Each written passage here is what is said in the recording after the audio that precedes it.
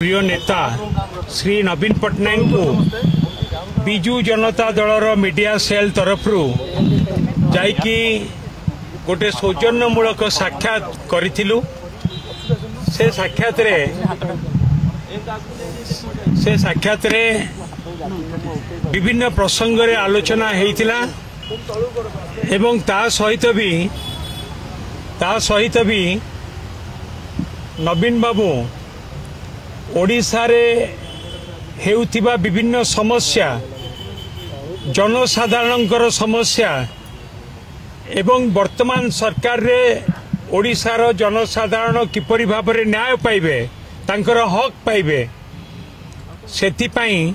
लड़ाई करने को आम मान को प्रेरणा देथिले। नुआपड़ा निर्वाचन मंडली रे बीजेडी प्रार्थी खूब शीघ्र आमर प्रिय नेता नवीन बाबू घोषणा करिवे। विभिन्न प्रसंग रे आलोचना हेतिला। जदि मु विस्तार भाव में कहबी ओडिशा रे जेपरि भाव में महिला मानक प्रति निर्यातना होउछि एवं प्रत्येक दिन खबर कागजर पृष्ठा को खोली देले आमे देखुछु महिला मानक प्रति निर्यातना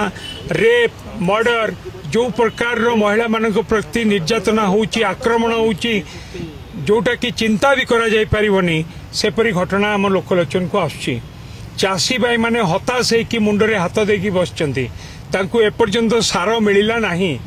एवं नियुक्ति क्षेत्र में 16 गोटी परीक्षा जोटा कि वर्तमान सरकार ताकु बातिल कले एवं वर्तमान बीजेपी सरकार रे नियुक्ति नहीं कि गोटे बहुत बड़ स्काम एवं ए स्काम पछरे बीजेपी रो नेता मंत्री विधायक माने अछंती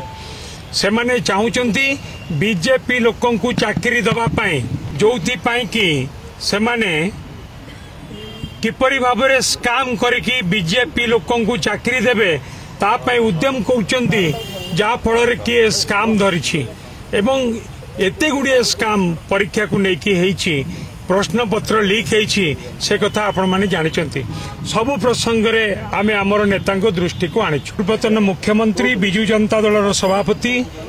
केवल ओडिशार नु भारत वर्षर सबुठु लोकप्रिय राजनेता श्री नवीन पट्टनायक खूब शीघ्र नुआपड़ार प्रार्थी घोषणा करिवे।